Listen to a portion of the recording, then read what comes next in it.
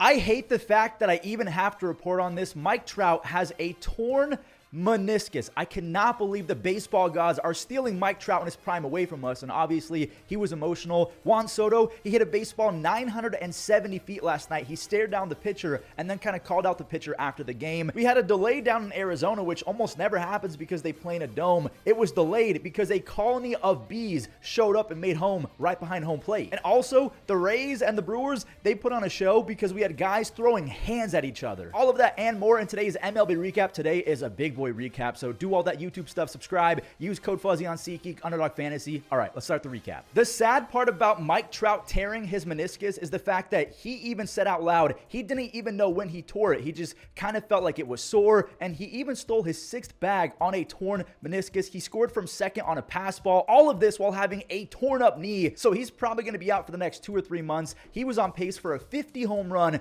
30 stolen base season, which would have been insane for a 31, 32-year-old Mike Trout to do. I mean, the fact that he's still top 5% in sprint speed at that age is actually insane. I'm hoping that his speed is not affected at all by this. Now, let's see if the team can rally around and maybe steal another W from the Phillies. Schwarber, buddy, read the room. That thing was crushed for a 3-run moonshot. Angel shortstop Zach Neto, he belted one out, and the Halos, they're going to try and fight back. That's a double play. No, it's not. Trey, he booted it, his 4th error of the year. Instead of a tailor-made double play, Rengifo, he was able to take advantage of that error. He ripped a go-ahead 3-run home run. Rengifo is now hitting .313 with 11 RBIs and 9 stolen bases. Mickey Moniak, he made it 5-3 after an RBI single. But here's the thing. Alec Boehm, he's up with a runner in scoring position, so you can pencil in an RBI base hit. The Halos, they still have the lead. They deploy their closer, Carlos Estevez, who has allowed multiple base hits in 2 of his last 3 appearances, and the trend continued. Castellanos, he tied it. He didn't miss the middle fastball, and he knew it was gone because he pointed to it. He knew that that ball was going to leave. Later in that inning, Bryson Stott laced a ground rule double, which set up a chance for Johan Rojas to try and tie it, but he didn't just tie it. He turned on a slider, and he ripped it for his first home run of the season. I think that Jeff Hoffman is going to be the closer for the Phillies going forward. He worked a 1-2-3 9th inning. We have our first 20-game winner, the 2nd place Phillies, which is funny to say out loud.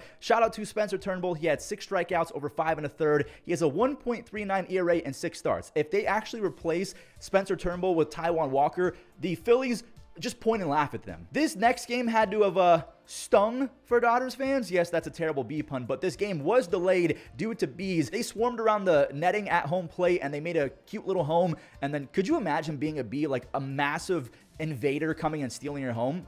Bugs sometimes freak me out. Like, do they have feelings or a conscience? I don't know, but the beekeeper, he was fully into it. He got the job done. He threw out the first pitch. It was a lot of fun. Rookie Landon Knack, he was very good despite the delay. He only gave up 1 run over 5, and that was the 1 run. A laser beam home run to Christian Walker, but it's Christian Walker. He's going to do that 30 more times this year. Arizona, they had to scratch Jordan Montgomery, which means that it was going to be a bullpen game, and it was actually fine until after Walker went yard. The Dodgers got 1 across on a wild pitch, then the go-ahead on a balk. Joe Mantiply, he gift-wrapped those 2 runs for the LA Dodgers. Arizona fans are about to feel old because Daniel Hudson, he's out there trying to hold the game for the Dodgers. He was a starter for Arizona 14 years ago. Just insane. I was still in middle school or maybe a freshman in high school when he was a starter for them. Gabriel Moreno, he was happy to see him. He shot an RBI single the other way to tie it, so extras we go. Will Smith hit a sac fly, and to me, this is the funniest sentence in baseball. That's a walk-off 2-run leadoff home run. A 2-run leadoff home run. That should not be a thing, but because of the ghost runner, it is. All of our great grandpappies are probably rolling in their graves because of that rule, but at least it's entertaining. Walker now has 7 home runs, 22 RBIs, and a 155 OPS plus. This was one of the few Guardians games this year I was not able to watch live, and it was probably best for my health that I did not watch it live, but I mean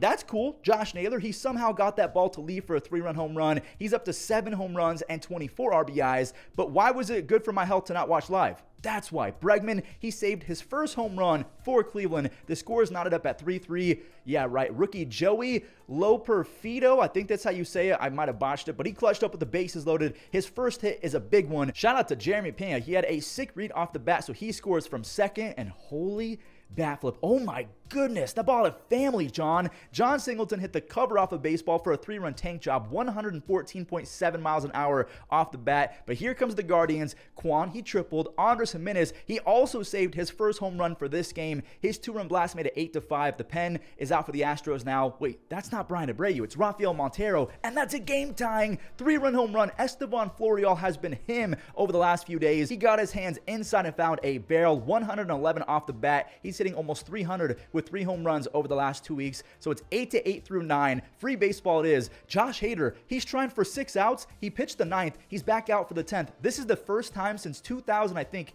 18 that Josh Hader is trying to go more than 3 outs. It was working until David Fry's very early swing just barely stayed in for a go-ahead double in the 10th. Now, the Guardians did not let Clase go back out for a 6-out save. They went with a guy who has blown leads in back-to-back appearances. Make it 3 in a row. You got to tip your cap. Victor Caratini, he hit a mistake pitch that was supposed to be on the outside part of the plate. He hammered it. The Astros, they've won 3 in a row because Hunter Gaddis is on a speed run to the sun. I can honestly say I don't think I've ever seen a box score quite like this. Sixto Sanchez, he was out there for the Marlins. Tovar, he laced a double. Brenton Doyle, he brought some small ball to the table. He got Tovar to third, and McMahon got him home. Charlie Blackmon, his RBI single made it 2-0, and then Brendan Rodgers got on for their 4th hit of the inning. Make it 5 hits in the first and 5 runs. Montero does not cut himself short. When he hits him out, he hits missiles. That is a 3-run home run to dead center. Jordan Beck, who according to MLB is the 73rd ranked prospect, he's got a nice cut. That's base hit number 1 from him. He could be a dude going forward. Rockies starting pitcher Ryan Felter, he was on pace to have one of the most efficient starts ever. He punches out Jazz Chisholm in the 7th. That was on pitch 68. Jazz didn't like that, and he ended up getting ejected. There was a lot of ejections yesterday.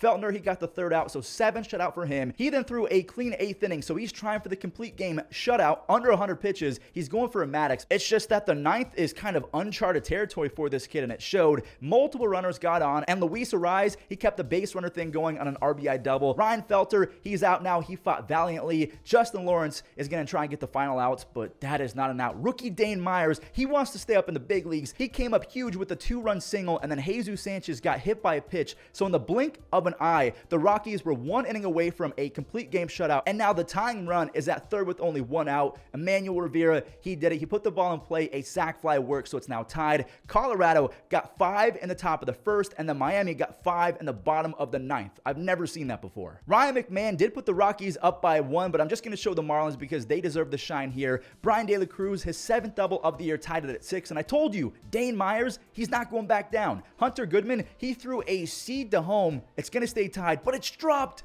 Ball game. Myers, he walks it off. All of the walk-offs are now out the way, so let's get the lone doubleheader out the way. A big recap. Thank you so much for watching, guys, because this is a big boy. Game number 1 was the Jack Flaherty revenge game. He got Donovan to whiff on a dotted slider outside, and check this out. I forgot Jack could run up the radar. 98 past Nootbaar. Okay, Jack, I see you. He strikes out the side in the 1st. Then he struck out the side in the 2nd. That's 6 in a row. Make it 7 to start the game. Gorman, he swings over it. Mason Wynn ruins the streak, but he's out nonetheless. The starter for the Cardinals, Kyle Gibson, was honestly insane as well, making just 1 mistake his entire start. That's it right there. Riley Green went 421 feet, so he did not miss it. Flaherty and Gibson, they're both going to try and go 7 innings. Jack, he's in some trouble. Goldie, he's up with a runner at 1st. That's a crazy pitch to swing at for an MVP, but strikeout number 14 for Jack, so he goes 6 2/3. He's out the game, but his mom was in attendance. You love to see it. 14 strikeouts, again, is insane. Kyle Gibson, he's now in a heap of trouble. There's 2 outs. And both starters were nasty. That is strikeout number 9 for Gibby. He's fired up, obviously. The Tigers, they're still up 1. They don't have Jason Foley for this one, so Shelby Miller, he's going to try and get a save. I think Shelby Miller used to be on the Cardinals, so this will be fun. Back-to-back singles made things scary, and now it's 3 singles in a row. Nolan Arenado, he's going to score. Alec Burleson had a big day. Stay tuned for game number 2.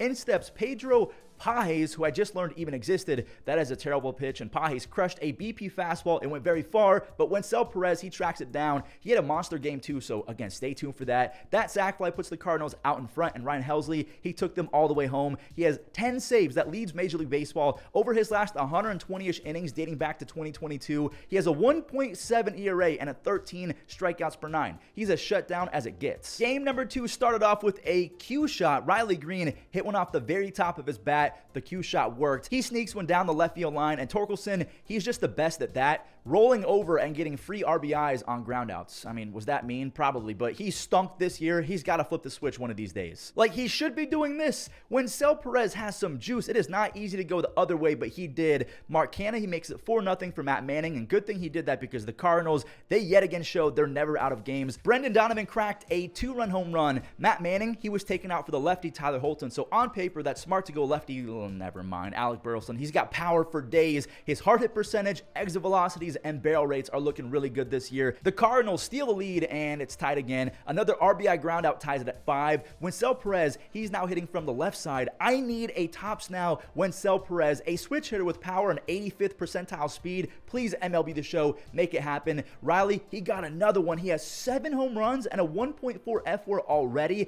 The Tigers, they actually ran it up to 11, but because this recap is so big, nothing crazy happened. There was just singles and stuff like that. I'm not going to show it. Just to final out, Alex Lang, this guy's good. A 0.84 ERA and a 12 strikeouts per 9. He gets Nolan Gorman for the final out. So the Tigers are now sitting at 17 wins, same as the Brewers. Punches are going to be flying later on, so don't go anywhere. We're going to skip some more scoring. Again, cut me some slack. It was boring, and there's a lot to talk about. Milwaukee, they're up 3-0 when Jose Siri hit an absolute bomb, and he knew it too. 452 feet, good lord. Now, staying with Siri, Tyler Black is going to test them, and the rookie, he's making his debut. Siri is one of the best defenders, but it got past him. That is hit number 1 for the rookie. His family was hyped up there in attendance, and look at that. He's now 2 for 2. Okay, now we can show some full-blown Brewers scoring highlights because Willy Adames now has 4 home runs, 17 RBIs, and 4 stolen bases. This is a contract year, so this is big for his overall value because he's not just a power and defense guy. He can steal some bases as well, and he can hit 260, 270. Freddie Peralta was unreal again. His sequencing and tunneling is just insane. He struck out 7 over 5 1/3. He only allowed 1 base hit, and then he hit Jose Siri. Remember, Siri went 450 earlier. He gets nailed on a 3-0 count. No warnings. He just got ejected. Freddie, he's pretty upset, and then the manager for the Brewers obviously is upset as well, and things probably got personal. I've never really seen a umpire versus manager showdown just like that. Things were fiery, and to me, that's excessive. There was no warning. You should have given Freddie at least 1. Siri got one last at-bat, and here we go. World star, Abner Uribe. He tried an open hand swing at Siri, and the funniest part is they somehow dodged the umpire on every single attempt. The drama ends with Milwaukee sending the race to a 14-17 record. Milwaukee, they're cruising with 18 wins already. We had a little bit of tension in this Yankees and Orioles game. Soto, he stared down a pitcher, and we'll get there in a second because Rizzo and Soto did not communicate enough. A ball drops. Santander, he's able to get to second, and what is Gleyber doing? I mean, I get it, but he just can't ever seem to make that throw to third base. It's 1-0 Orioles after 2 mental mistakes from the Yankees. Good thing that Austin Wells was locked in. His offensive ceiling is so high. You got to give him consistent at-bats. I know that Trevino was cool, but Austin Wells, he's the guy. That's his first of the year, and former Yankee prospect Jorge Mateo, he got on in the 4th. He scores on a long double from James McCann. Colton Cowser then beat out an infield single, so Henderson, he's going to get a chance to really do some damage. Gleyber, he can't make it happen. That's an RBI single for Gunnar, and same for Alley. Baltimore, they usually have a tough time versus Nestor Cortez, but not in this one. Kremer, he's trying to go for 6. Soto tagged him. I mean, he tagged this guy. He stared at Dean, then flipped the bat. I think that ball went 787 feet. I guess Dean did not like Soto shuffle earlier in the game, so obviously Juan, he's going to rub it in. Listen, give me all of the cinematics. I don't care if you're losing 15-0. If you hit a baseball 700 feet, pimp it, stare down people. Baseball needs theatrics. I love this, okay? Dean Kremer got the last laugh because he got out of that 6th inning. He goes 7, and his team won. What was that swing from Giancarlo Stanton? I guess he's trying to make Javier Baez feel better about his plate discipline. Jacob Webb, he then struck out Rizzo on 3 pitches. So that's 6 pitches, 6 strikes. Unfortunately, though, no immaculate inning, but it is a save. Baltimore, they leapfrog the Yankees. They now have sole possession of first place. Kyle Bradish is about to come back. John Means, Garrett Cole should be back soon. I cannot wait for round 2 in June. Mason Miller kind of broke out when he faced the Yankees a few days ago, and he has not slowed down yet. He made his presence known again, this time versus the Pirates. Connor Joe said, hey, what about me? That's his 3rd home run. He's hitting 292 with 14 RBIs, a big start to the year for Connor Joe. Oakland, they tied it right back after Abraham Toro delivered with runners in scoring position again, and this Tyler Nevin guy is seeing literal beach balls right now. Another RBI. He now has an 8-game hit streak. My friend Daryl Hernandez is up again. He's 1 for 1, and he should have been 2 for 2, but Jared Triolo somehow made the catch. Keller, he found a little groove. He then grooved a JJ Bleday hanging slider, sweeper, whatever it was. I don't know, but wait. Is JJ trying to do it again? Lefty, lefty. His swing is buttery smooth. He has 9 RBIs, 11 extra base hits. I'm just hoping that he can keep on building. In steps the actual real-life Terminator. Mason gets Triolo on the 102 fastball. Then he gets Michael Taylor on the knee-buckling slider. Can he strike out the side again? O'Neal Cruz, he's in as a pinch hitter. Everyone's on the top step of the dugout to watch this matchup, and that's just not right. You should not be able to throw 103, 104, then fling off speed like that. These stats don't make sense. Over his last 12 innings, Mason Miller has 27 strikeouts. That's his 8th save of the year, and the A's, they keep on stacking W's. So the A's are now 12 and 22 over their last 22 games. Seattle, do they have to be worried about this team? The Mariners just walked off the Braves, and they're trying to keep that momentum going. Polanco, he's doing his best to win over some angry fans because Garver and Polanco, they've both been really bad to start the season, so swings like this, yeah, you're going to win some fans back. Jorge Polanco then showed off on defense. He snags a Harris ground ball and throws it across his body. Mitch Haniger, he broke an 0 for 10 streak against Ronaldo Lopez. Then Luke Raley sent one back up the middle right before Dylan Moore laced a slider for a big-time double. I'll tell you why it's big time in just a second. Luis Castillo, he was doing Luis Castillo things on the bump. He gets Ozuna chasing, and then Harris, he pops up to end the 7th inning. 7 strikeouts over 7 shutout, and he was throwing frisbees. 3 base hits, 1 walk over those 7. He's in line for the W. Well, like he was. Ryan Stanek has been awful the last week, but you got to keep on using him because you got to show that you trust him in situations like this. Ozzie makes it 3-1. Now it's 3-2 after Andres Munoz threw a ball into right field. That's why that Dylan Moore RBI was huge. Bases are loaded for Orlando Arcia. He dribbles one to Dylan Moore, and that's a beautiful play. Moore, he saves the lead, and then Munoz, he saves the game. Back-to-back wins versus the Braves. Seattle, they take the series. The Mariners are 13-7 over their last 20, but their fans are losing years off of their lives because they're winning a lot of close, low-scoring ball games. Speaking of low-scoring ball games, the Boston staff has been the definition of that because you legit cannot score on them sometimes. I mean, some dude named Cooper Criswell looked like prime Pedro Martinez. We'll show him in a second. Tyler O'Neill, he matches Tyler Nevin with an 8-game hit streak. Logan Webb, he walked Wilyer Abreu, and O'Neill can fly. So Ref Schneider, when he put that ball in play and back up the gut, he's going to get the RBI. That ruins Logan's, I think, 19 or 20 inning shutout streak, so that kind of sucks. Jaron Duran grabbed another RBI. He leads Boston in hits. I'm thinking that Rob Ref Schneider's face has got to be on a dartboard at Logan Webb's house because he was really the one guy that ruined Logan Webb's day. That's his 2nd RBI knock. Logan gave up 9 hits in this one. Wilyer, he smokes a base hit. He's going to score Duran. He's going to try for 3 bases. He's hitting 447 with an insane 1.278 OPS and 9 RBIs over his last 9 games. Okay, now we can talk about Cooper Criswell. He struck out 4 over 5 shutout. He only allowed 2 base hits. He has a 1.6 ERA on the season. Andrew Bailey, the pitching coach for the Red Sox, he deserves to be the AL MVP, at least in my opinion. Boston ends their first month 4 games over 500, which is not a shock to me because I predicted that they would have a top 10 ERA in baseball. Right now, they're number 1 in baseball. Real quick, we got to see if the magical sausage can save the Twins yet again and give them their 9th win in a row. Eloy, he brought home the game's first run, so Tommy Pham, he's going to score. Pham, he scorched a ball later in the 4th, and it's knocked down, but no one was covering. By the way, that was a perfect infield setup. Santana was like 20 feet off the bag, but again, no one was covering. It's 2-0 Sox. Not for long, though. Willie Castro, he's been Jose Reyes lately, spraying extra base hits all over the place. Pham, he missed it. Larnack scores. Kyle Farmer, he's the guy that is responsible for the sausage. He kept it fair. That's a game-tying double. Oh, wait, hold up. Danny Mendick, he blasted off. That's his first of the year. Minnesota is down by 2. They're going to get 1 back on a failed throw to second base. Kepler safe. Jeffers, he can basically walk home on a free run, and it counts as a steal of home, by the way. Later in the 8th,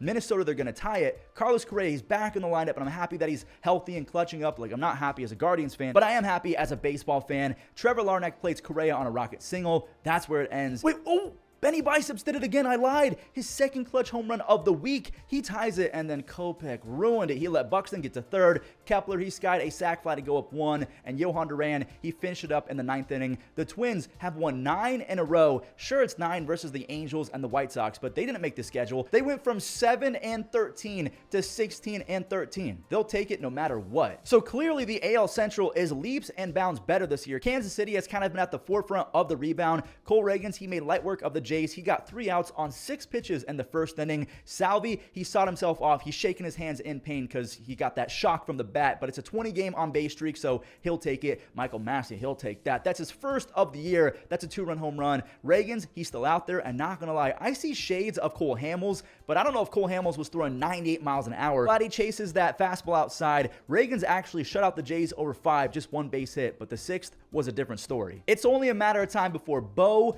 Vladdy, and Springer all break loose for a hot streak. Bo makes it 2-1. Justin Turner, he's up now, and he mashes lefties, but Cole, he challenged him with 99, and Turner swung right through it. 8 strikeouts for Cole Reagans. Unfortunately, Cole had to leave with a left calf cramp, and if you've never had that before, that stuff sucks. He screamed into his glove. Hopefully, he was just dehydrated, nothing worse than that. Bobby, he's going to have some fun in the 8th. He doubled in Michael Garcia, and then Vinny doubled in Bobby. The Royals, they deployed General James MacArthur. I love that name. He now has 7 saves as their closer, and the Royals are 18-13. The Mets also scored 4 runs, but how many runs did the Cubs score? It's $1 hot dog night, so thanks for the invite, Mets. Lindor got picked off at first base, but he's going to get to third because Patrick Wisdom, he messed up that throwing meter. He airmails it. Pete, he gets a free RBI sac fly. Chicago, they had to have felt embarrassed because they decided to make every web gem imaginable for Javier Assad, their pitcher. Magical, he made a nice diving stop at third base. Canario, he made a nice leaping grab in right field. Then Pete Alonso made a sick play at first, so now the Mets are getting in on the defense action.